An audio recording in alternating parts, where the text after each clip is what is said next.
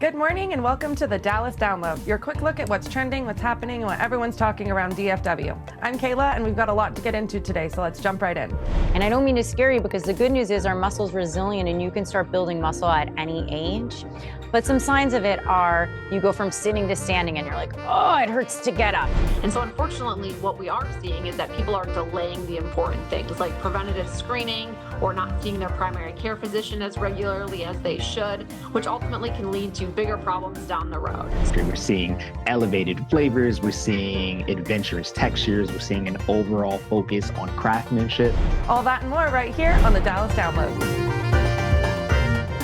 Ever wonder what it takes to drive a massive truck across a sheet of ice? Knowing one wrong move could mean disaster.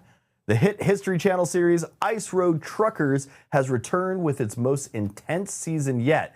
Higher stakes, deadlier conditions, and shorter windows to deliver life-saving supplies to some of the most remote communities on Earth. Joining me is a fan favorite and veteran trucker, Todd Dewey, who's back behind the wheel for season 12. Welcome to the show, Todd. How are you? I'm doing wonderful. I'm actually standing on solid ground right now, so I'm feeling pretty confident. All right, there you go. For those of us, or for those out there who haven't seen it, what do you think makes ice road trucking such a dangerous and vital job? Oh my gosh. Well, you hit it all when you explained it right off the get-go and letting them know who you were going to be talking to. It starts out from day one and it don't stop until the season's actually over with and you're on a plane flying home. I mean, what it takes to be an ice road trucker is a whole lot of crazy and a lot of trucking skills and a lot of years behind the wheel. That's what it honestly takes. And, you know, we go up there and fight Mother Nature like nobody's business, from snowstorms to thin ice to losing your loads to truck breakdowns and there's some things that happened this season. I know that we've had lots of other seasons and lots of things have happened, but I don't know why or for what reason, but things happen on this season that have never happened before. We had trailers going losing oversized loads. Some of the worst weather conditions I think we've ever been faced with up there, including very thin ice due to climate change, and a very short window to go get a lot of loads in these communities. And what people don't understand is they're like, well, you're just driving down the road and just delivering a load. It's not like that. It's what we got to go through to get these loads into the community. Some people say, well, why is it worth it? Why do you want to go out there and risk your life and just to drive on an ice road and drive across the ice? Well, I tell you what, when you battle Mother Nature the way we got to battle it, and you get that load into the community and these communities come out and it's like Christmas time to them, and the little kids come up and they give you a hug and they're so excited to be getting their new bike, maybe that's in their load of supplies, or their food that they need for the remainder of the year after the ice roads, you know, when they all melt and they go away, that's the only access they have to get these supplies. So when I stop and think of my kids or my granddaughters going without food or supplies that they need to live throughout a year, that's how important it is. And they show their appreciation when you show up there, and it makes it all worthwhile. And you face some brutal hauls. What's the toughest one that sticks with you? Oh my gosh, there's been so many over the hauls. I can't give any away this year. You're going to have to put your seatbelt on and buckle up and watch a show and go for a crazy ride of this. But there's been so many times that I think I broke a couple records over the years for some of the heaviest hauls on the ice. And there's been a lot of situations. There's been a lot of scary moments. Let's put it that way. And season 12, it marks really a big return after a long hiatus. What's it been like getting back on the ice kind of this time around? Oh, I was nervous. I'm not going to lie to you. After having 8 years off and spending and doing a little family time and doing some graduations with my daughters and getting my new grandbabies and doing all that, and then getting the call to go back up after 8 years of not being on the ice, I was nervous. I'm not going to sit here and BS you. I was like, oh my gosh, because then you get flooded with all those emotions of knowing what's about to happen, how thin the ice can get, Mother Nature, the snowstorms you're going to get yourself into. Am I going to be able to get these loads? And do I still have what it takes to be an ice road trucker? And so the first couple of 2-3 runs up there, I was nervous like nobody's business, thinking, oh my, because it just flooded me with emotions. The second I hit that first ice road, I was like, oh my gosh, I cannot believe I'm here and doing this again. So it was quite the adventure, and this is definitely one season you are not going to want to miss. And this season, we're seeing some veterans and rookies out there. How do the new drivers handle the pressure compared to some of the seasoned pros like you? I don't know. You know, I've been with a couple new new season drivers that have been up there over the years of ice road trucking. And, of course, I don't ever leave a driver behind. If I'm with somebody and they're new and they don't know, they're in a situation where they don't know what to do or how to get out of it or how to fix their truck, I'm not going to leave them. I'm going to stay there and help them until we get everybody safe and we're back up and rolling and get out of Mother Nature's elements and get back to rolling. But as far as the new guys this year, I didn't get a lot of trucking time with them. I know that they were nervous. I did talk to them on the side a little bit. And when we were back in getting loads, they're like, oh my gosh, this is not what I expected. I didn't think the roads are going to be this brutal. I didn't think Mother Nature is going to be this brutal. And it's like, I asked them the question, well, what do you think about coming back for another season? If the Muskie Creek asks you to come back and be another driver again this next year, they're like, oh man, I'm going to have to think about it because it's that brutal. I mean, these road conditions put you through things you never think your body or physically and emotionally that you'd ever be put through. It's pretty amazing. And beyond the danger and the paychecks, what's the real reward that's keeping you back hitting the road over and over again? Getting those loads to the communities, those hugs and those hot plate of food after battling and putting your body and getting those loads in the community from Mother Nature and battling those ice roads. When you see the smiles on those families' faces and the way they came up and they give you a hug, and it's not just like a hug like, oh, no, it's a hug like you can tell the appreciation in it. And they kiss you on the cheek or whatever they do, and they just look at you in the eyes and say, thank you. We needed this. That's what being an ice road trucker is about, and that's why I love doing it so much. Do the words global warming scare you? Oh, absolutely. It scares me because of the fact of it almost feels like there's going to come a time to where those communities can't get their supplies that they need to survive and take care of their families, and that is definitely very scary. Todd, I want to thank you for joining me today. You can watch Todd and the rest of the Fearless crew now on Ice Road Truckers Season 12, airing Wednesday nights on History Channel and streaming the next day at history.com/Ice Road Truckers. Hey, Todd, thanks for joining me today. You betcha. Hey, stay safe out there and buckle up for the first episode. You're going to need it. Most people think it could never happen to them until somebody suddenly takes over a property and the legal process turns into a total nightmare. A&E's series Squatters follows Flash Shelton and his team as they help homeowners reclaim their homes in some pretty tense and emotional situations. Flash pretty much first got in this world after dealing with some squatters in his own family home, and now he's helping people across the country. Welcome to the show, Flash. How are you, my friend? I'm doing well, thank you. Thanks for having me. Okay, your story started when squatters took over your mom's home. What was that experience like for your whole family? I kept it from my family actually, until later, but I couldn't tell my mom. My dad had just passed away, and I moved her in with me to sell her home and to help her have a fresh start and, closer to family.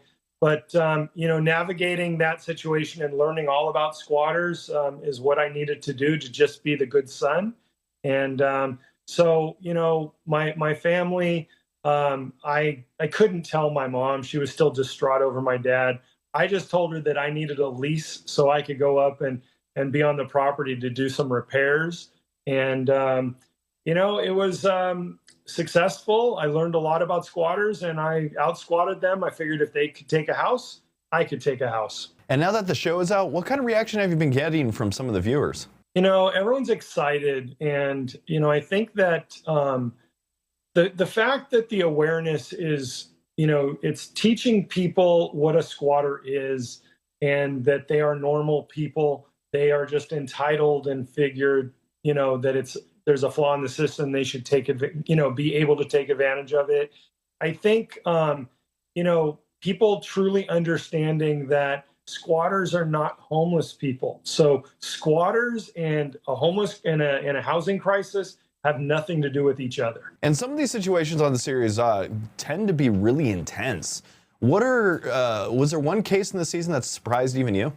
Yeah, I had a case where, there's several people and, I'm always hearing that, they're drug dealers or they're, committing crimes on the property or something. And, a lot of times it's I have to look into it and I don't find any evidence of that. But in other cases, we just have to go in extremely careful. I don't want anyone to get hurt, including a squatter. So I think that the fact that, it's just there are different types of cases every single day and different stories. So at this point, it's like, I don't know that anything surprises me. And what do most people misunderstand about the squatting laws and how difficult these situations can become for homeowners? I think that there is a misconception about squatter laws and tenant laws. Tenant laws in a lot of states were written under the, guides that a homeowner is rich and a tenant is poor. But anyone who owns a home knows that just because you own a mortgage doesn't make you rich. And tenants are not all poor. Some people just choose to rent. So, it's I think that there's a misconception about the laws themselves and the fact that there is no line between a squatter and a tenant. So squatters are assuming tenant rights. And after helping in more than 100 cases, what advice would you give homeowners to help protect themselves before something like this happens to them? Documentation, like being able to document when an intruder enters and how they enter. In today's day and age, there is no excuse not to have a camera that you can monitor from your phone anywhere in the world. When somebody walks up your driveway, you get alerted. When somebody goes into your mailbox, you get alerted. If you can monitor when they enter, they are now arrested as a trespasser and they will never become your squatter. Flash Shelton, I really want to thank you for joining me today. You can catch episodes of Squatters now on E&E with streaming available on the A&E app and at anetv.com. Flash, thanks for joining me again today. All right, thanks for having me. A lot of action franchises try to go bigger every time, but Jack Ryan Ghost War is also digging into trust, loyalty, and what service really costs. The new film continues the world's fans already know while standing on its own for people jumping in fresh. And joining us today is the legendary Wendell Pierce, who returns as James Greer. Wendell, it's great to have you on the show, my friend. How are you? Oh, thank you. Thanks for having me. All right, James Greer has always been one of the most grounded characters in this world. What do you enjoy most about stepping back into him for Ghost War? The character of James Greer really reflects some of the people that I met doing the research of this character. Real CIA officers, retired, who have kind of given me their true north to form a more perfect union, and some of the debate that they have within the agency, and but understanding that the shared idealism of working on the mission, which is to form a more perfect union and protect that. Those are shared values. And so stepping back into the role, that's the thing that I'd love to portray. As an actor, you're a student of human behavior. And what you want to do is create the world so strong that it induces that behavior. And that's the great thing about reliving a role like James Greer. One thing John Krasinski mentioned is that the story works for both longtime fans and for people who've never watched the series. Was that something you felt like while you were making it too? Oh, absolutely. You don't have to be familiar with the series at all. You can come to this fresh. You will see the history that we have as characters. You will see our relationship. You will see our expertise. And then also you have this story of what's happening now, this casual act that I ask a favor of Jack Ryan to do for me that actually ignites a global espionage chase. And so it is one of those things that people who have seen the series can come to and appreciate the next level of where we take the characters, and people who come to this fresh and new. But what we do over the course of a series, put into a 2-hour movie, is just heightened and it makes it a lot more intense. And you said it's been heightened, it's more cinematic, a little bigger, but it also keeps the political and moral tensions that Tom Clancy's stories are known for. What kind of balance does this film strike between action and some of the character? Well, I think it's very important. I'm very proud of the fact that we keep the debate happening about the clarity of mission and clarity of what values are, and the political debate that happens around that, because that is happening within the world, what happens within the agency, and it makes you, as the viewer, look at it and decide what your values are. That's the forum of what filmmaking should be about, the place where we collectively come together, reflect on who we are, decide where we want to go, decide what our values are, maybe bring that into our lives. And so I love that we have that debate, and at the same time have some of the best cinematic thrill sequences of action comparable to the French Connection and Marathon Man and all of that. So I'm very proud of the cinematic and the debate that happens within the film. And fans, they know you from so many incredible roles from over the years, but there's something about Greer that people really connect with. What do you think keeps audiences invested in this character and this franchise? I try to make James Greer a everyman. That people look at it and go, there but by the grace of God go I. That they can see themselves in James Greer. He's a man of pragmatism. He's a family man. He's flawed as he tries and did not succeed in keeping his family together. But with all of that, he is principled.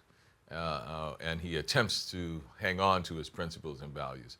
And people will see themselves in that, Not someone who's perfect, but someone who's pragmatic and at least tries to live by some sort of moral code.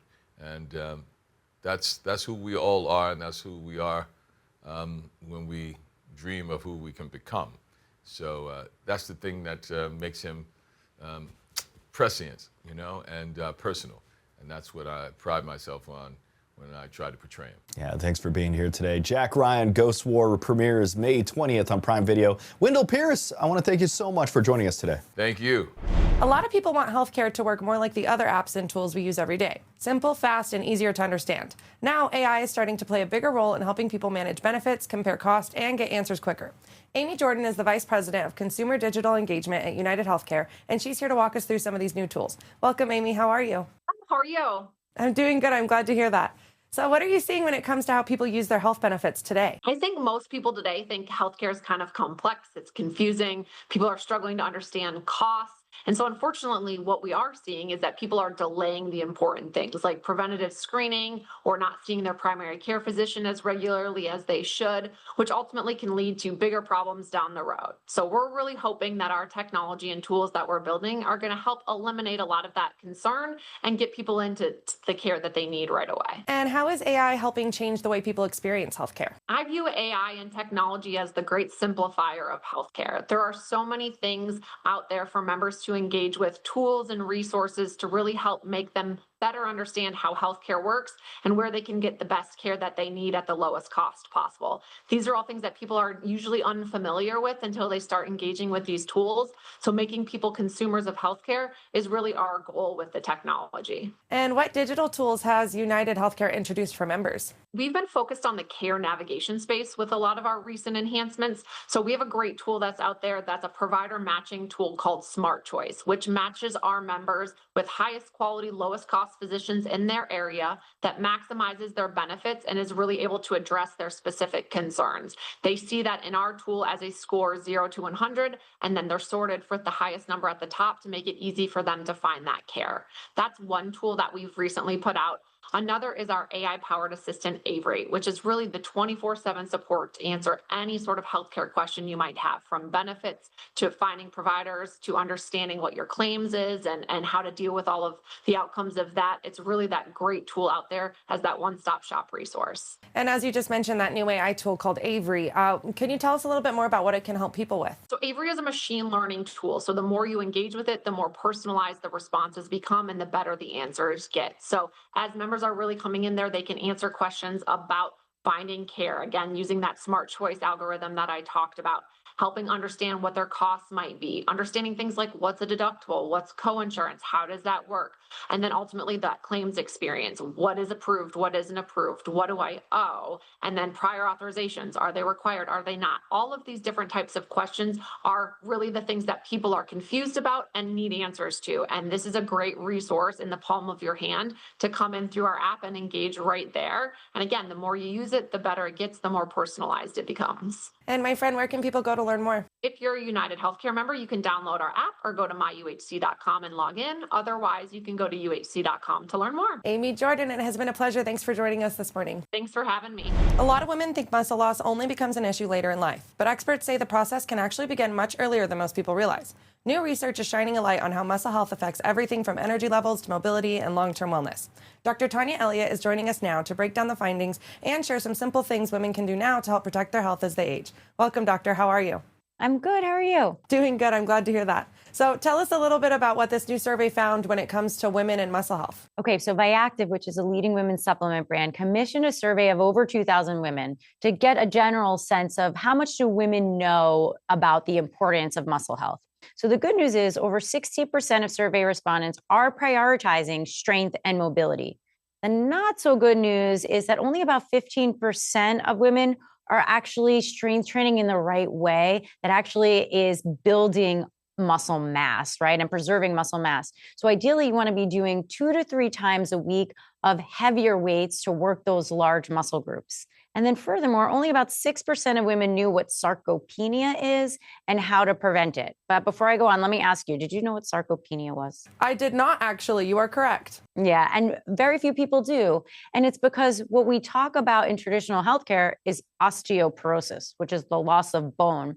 And if you think about muscle and bone on a spectrum, because muscle and bone are interconnected, right? Your muscle is truly the scaffolding, the stability of, for your bones, right? That's what happens first. You first lose the muscle. And that actually starts in your 30s. You're losing about 8% of muscle mass per decade. And so, yeah, by the time you're 65, if you continue on that trajectory and don't pay attention to your muscle, you're going to end up with osteoporosis. You're going to end up with falls. You're going to end up with hip fractures, which, complications of those things are killing more women than breast cancer and heart disease. And when does muscle loss typically begin? And what are some signs women may not realize are connected to it? Yeah, so starting in our 30s, again, we lose about 8% of our muscle mass per decade. And then by our 50s and 60s, you start to lose more of it. And I don't mean to scare you because the good news is our muscle's resilient and you can start building muscle at any age. But some signs of it are you go from sitting to standing and you're like, oh, it hurts to get up. Or you feel like you need to lean on a table or lean on something in order to stand, right? That's a sign that maybe our core muscles are getting weaker. Another thing is neck pain, back pain, knee pain. And a lot of women will say, well, I can't do strength training because of the neck pain or back pain or knee pain. And the truth is, I'd like for people to start to flip that and say, if I were doing my strength training, perhaps I wouldn't have that pain, right? Because we're building those muscle groups and we're using that to support ourselves. And one last thing is our posture starts to decline, right? We start to slump over. So that's another sign that, hey, maybe I'm lacking in my muscle mass. And a lot of people don't think about muscle and bone health together. How are they connected? They're completely intertwined. Like if you think about a skeleton, right? And then you've got your bones and you have your ligaments and then you have your muscle. It's like the scaffolding that supports your bone. So it's incredibly important. And when you have healthy muscle, you have healthy bone. Now, obviously, nutrition is also important, but if you have strong muscles, then you're also going to have strong bones. And so the loss of muscle is one of the biggest risk factors for the development of osteoporosis. So if we're doing it right from a prevention standpoint, I don't even want osteoporosis to be a thing in 10 years because women are realizing, oh, I strengthen my muscles, I won't have osteoporosis in the future. And what are some simple steps women can start taking now to help maintain muscle health as they age? Okay, so 3 key things. Number 1 is you need to get enough protein with your meals. So general rule of thumb, about 30 grams of protein with each meal. That's what you should try to prioritize. A little bit more on the days of your strength training. Number 2, coenzyme Q10. This is the energy powerhouse of our muscle cells. You need it to fuel your muscle cells and you need it for your muscle cells to grow. We naturally produce CoQ10, but that declines with age. So you need to be able to get it from your food or through a supplement. If you like organ meats like liverwurst, you're good because that's where you find most of the coenzyme Q10. If you don't, you may want to consider a supplement either in pill form or you can consider a chew like Viactive. They taste great. So it's like a little treat that you could look forward to. And then number 3 is strength training. And I'm not talking about just like wearing a weighted vest or doing very light weights. I'm actually talking about as heavy weights as you can and as many reps as you can until you feel like, oh gosh, I can't do another one. That's when you know that you're training your muscles to grow and you're maintaining your muscle mass. And my friend, where can people go for more information? I could check out myactive.com. Dr. Tania Elliott, thank you so much for joining us this morning. Thanks for having me. Iced coffee season is definitely here, and somehow the drinks keep getting more creative every summer. From pistachio flavors to layered iced drinks and cafe-style textures, coffee trends are getting a little more elevated right now. Anthony Ragler is a coffee expert and U.S. Barista Championship finalist, and he's joining us today to break down what everyone's ordering this summer. Hi, Anthony. How are you? Hey, Kayla. How are you doing today? Doing good. I'm glad to hear that. So what are some of the biggest iced coffee trends taking over cafe menus this summer? We've been seeing a lot of homogenization between the craft cocktail industry and especially coffee industry. We're seeing elevated flavors. We're seeing adventurous textures. We're seeing an overall focus on craftsmanship. So there's a lot of fun stuff coming out. Pistachio, coconut as flavor pairings. We look at things like espresso spritzes and tonics and cold brew sodas and coffee sodas and cold foams as well. So a lot of new innovative ways to enjoy your coffee beverage. That's what we've been seeing a lot recently. And pistachio is suddenly everywhere right now. Why are people so obsessed with that flavor? It's something new. It's exciting. Pistachio has a great blend of nuttiness and sweetness that pairs beautifully with coffee without taking away from that overall experience. And we've been seeing that a lot. We've actually gotten to implement Pacific's Barista Series pistachio milk into our own cafes out here in Raleigh, where we're utilizing it for this orange dreamsicle soda, which is a coffee soda topped with an orange and pistachio cold foam that has been driving people wild. So yeah, it's been great. And what's the difference between a really great iced coffee and one that's kind of forgettable? Easy. It's quality of ingredients and it's the attention to detail in making the beverage. So you think where your coffee is being sourced, how it's being roasted, the QC to guarantee quality and consistency. And then once it goes to a cafe, it's baristas dialing in the recipe, picking premium ingredients to go in and give a great experience. And then lastly, are they building in a way that's consistent, where every person that orders this beverage gets to have the same enjoyable experience from cup to cup? And how much does the milk choice actually change the overall drink? I think it's extremely vital. You can have milk separate in a beverage if it's not a good enough quality milk. You can see the mouthfeel and texture of a drink change if it's too thin or too thick. So a huge part of why we like to partner with Pacific for our plant-based milks is that they've actually worked in conjunction with baristas to develop recipes that guarantee that their milks are performing well in both iced coffees and hot coffee applications. So whether it's their oat milk, their soy, almond, coconut, or pistachio, we've had great experiences with them in various different facets. And my friend, where can people go for more information? So if you're looking to find a cafe near you, there's a website called sprudge.com where you can go on there, and Sprudge has a layer called Sprudge Maps where you can go on there and search for cafes in your area. Additionally, if you want to learn more about Pacific's Barista Series line, you can go to pacificfoodservice.com. Anthony Ragler, it has been a pleasure. Thanks for joining us this morning. So enjoyable. Thank you so much. You guys have a great day. And that's going to do it for this edition of the Dallas Download. Thanks for hanging out with us. Be sure to follow along for more stories, more trends, and even more from your own city. We'll see you next time on the show we like to call the Dallas Download.